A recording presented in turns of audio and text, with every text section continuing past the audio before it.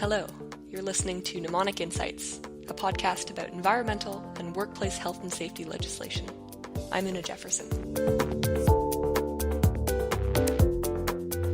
This week, Ontario Environment Commissioner Dianne Saxe spoke with me about Ontario's Environmental Bill of Rights, how it helps the public to influence environmental decision-making, and the state of the polluter pays principle in Ontario. Commissioner Saxe, hello. Hello, how are you? I'm very well, thank you. How are you? Great, I thank really you. appreciate your taking the time to come on the podcast. Well, thank you for including us. We'd love to tell people about the Environmental Bill of Rights. Well, let's do that then. Your role as Environmental Commissioner of Ontario is to review and report on the Government of Ontario's compliance with the Ontario Environmental Bill of Rights. So what is that? The Bill of Rights is a series of tools for public participation in significant environmental decisions by the provincial government.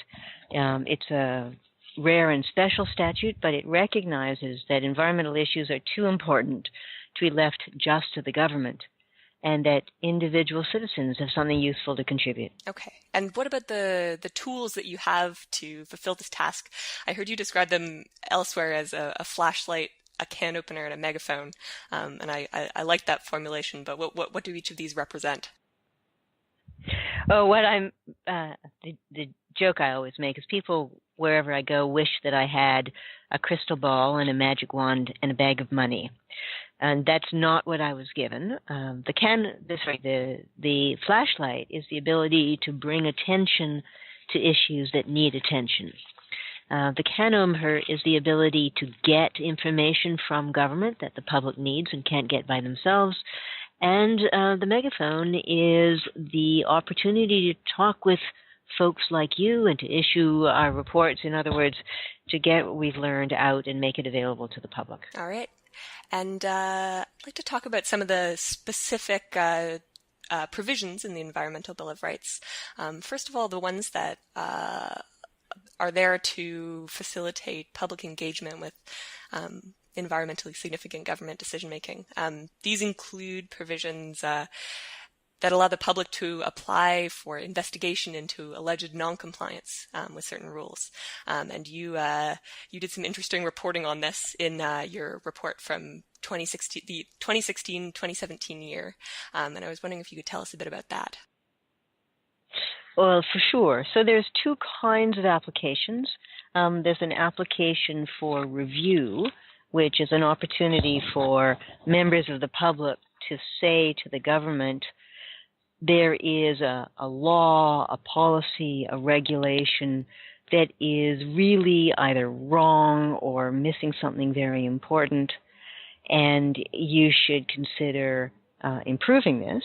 And there's also an application for investigation, which is where members of the public know that there is a long-standing breach of the law, which unfortunately is more common than you might wish, and that the ministry involved should do its job and should enforce the law.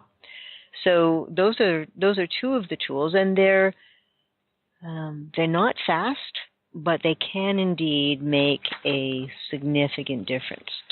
So an example of a request for investigation was some people who became very concerned because there was a huge pile of batteries stored outside on an old railroad site. And batteries, as you probably know, contain a lot of toxic materials.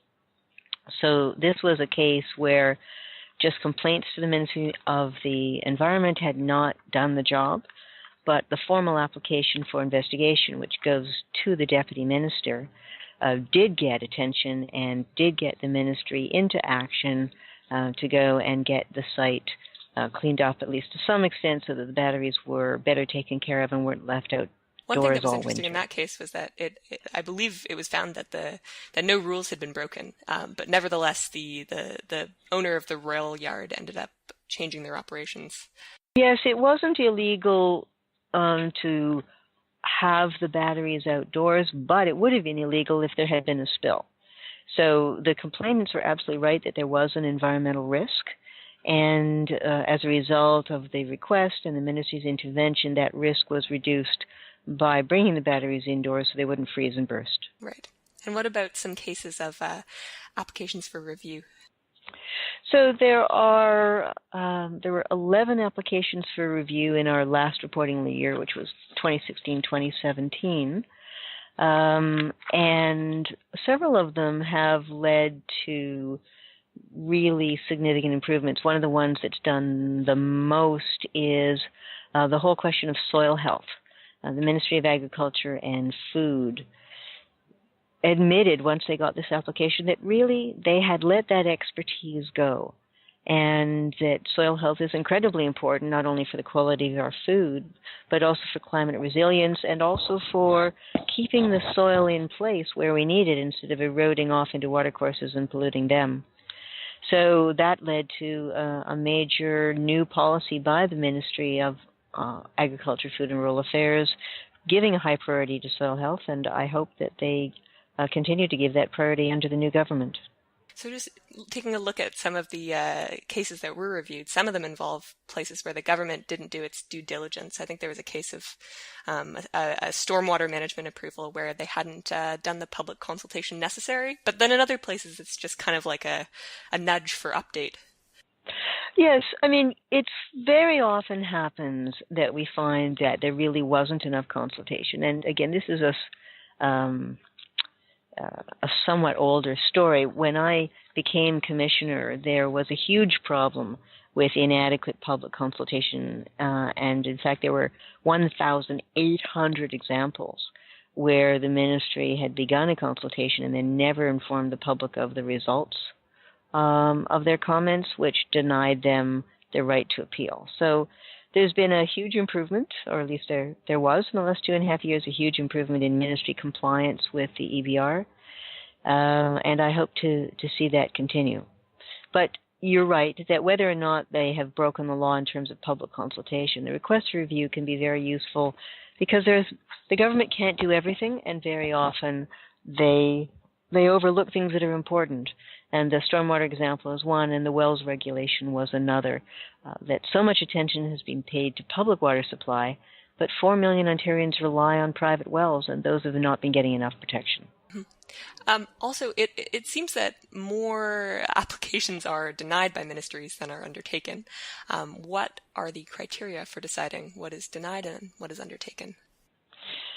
The individual ministries, I'm afraid it's not up to me which ones they undertake. It's up to the individual ministries. And they have a number of criteria in the statute, including whether something has been reviewed recently, within the last 5 years. They don't have to look at something again. But it's mostly a question of workload. All the ministries over which we provide oversight are as busy as they can be. And if they take on a new priority, they have to let another one go. So the main thing that they look at is this environmentally significant? How does it compare to the other priorities that they're juggling at the moment? And can they meaningfully deal with this in a reasonable time? Sometimes they accept an application and then it takes them many years to deal with it, and that's something that we complain about. But we do have to recognize that most of these applications relate to the Ministry of Environment, and it's already a very busy, very hardworking ministry.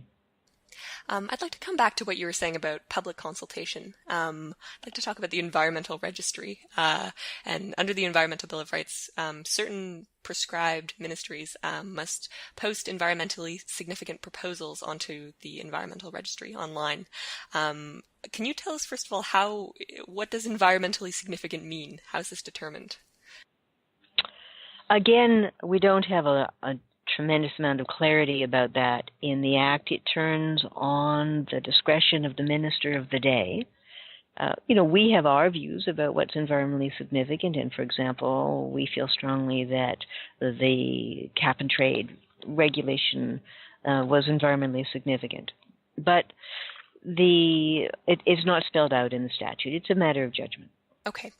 And part of your job, of course, is to report on how the government has performed in its duty to consider public comments on the Environmental Registry. So how are they doing? Well, it varies. We have, and again, I already indicated, I've seen a big improvement in government attention to and compliance with the Environmental Bill of Rights since I became commissioner 2.5 years ago.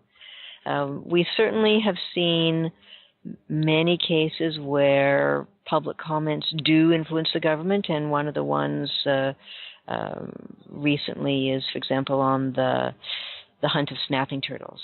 There are only 2 threatened species in Ontario that the government was legally allowing people to kill, and one of them was snapping turtles. And that one they finally, after a huge public uproar, largely through the registry, they backed off, and it's no longer legal to kill snapping turtles. But the other one is the Algonquin wolf.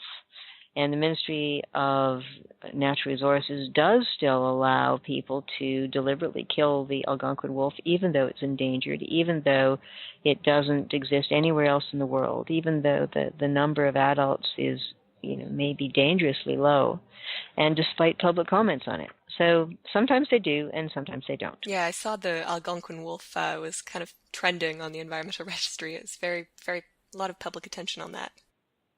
Right.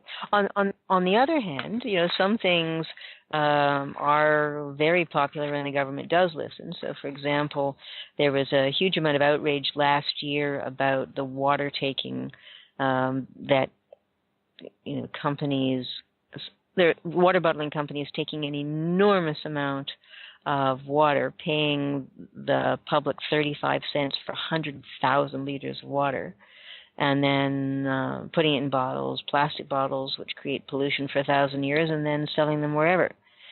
So there was a moratorium on new water-taking permits for that, although that didn't change anything because Nestle could still operate under their old permit. And so there was a lot of public comment and a lot of public support, and so there was a tiny bit of improvement on that, which is that the fee went up slightly, and there was some more attention paying to this water taking, although certainly still not enough as far as we're concerned. Finally, on the Environmental Registry, it is currently being redesigned, revamped. It looks very nice. What are the major changes in functionality? So the registry, this was a promise that I obtained from the Minister of Environment when I became commissioner, that they would update the registry, and it's now half done. So there are 2 parts to the registry. One is the part that's used to notify the public of acts, regulations, and policies, and the other half is the part that notifies the public about individual permits. So the permit part, they haven't done anything to fix. But the acts, regulations, and policies part, there is a beta version which is enormously improved. So what you will see is, first of all, it's much, much easier to use. It's much easier and more accurate to search. The notices are in much better plain language, and it's possible to sign up for alerts. Whereas before, anyone who wanted to keep up to date had to just constantly keep going back and back and back and back and searching manually. We put a patch on our website, which we encourage people to use, which allows you to get notifications into your email box whenever the government proposes an environmentally significant proposal or decision, and that covers instruments as well as acts, policies, and regulations, and that's on our website for free. And I think it's been used about 900,000 times. I'd like to move on to another theme in your 2016-2017 report, which was there were a lot of different case studies concerned with contamination cleanup. The first had to do with changes that were made to the provincial requirements for providing financial assurance. Can you talk a bit about those? Absolutely. So we have had many occasions in Ontario where companies come into property, make a terrible environmental mess, and then disappear, leaving the public with the cost. Sometimes it's landfills, sometimes it's waste disposal, sometimes it's just dirty industrial facilities, but there have been a very large number of these, imposing many millions of dollars of cost on the public purse. So one of the worst examples was General Chemical. which went bust, leaving a lagoon that the consultant estimated would cost $60 million to clean up. So the government gradually realized that trusting companies to clean up their own messes was just not working. I mean, we've had a law now for more than 45 years saying that companies that make a mess are supposed to clean it up, but very regularly they don't. So financial assurance is the requirement that the companies put up money as they go so that there is enough money at the end to clean up their mess. And what our office observed was that the ministry was not doing at all a good job. They were frequently didn't get financial assurance at all. When they asked for it, they often didn't get it and then didn't follow up.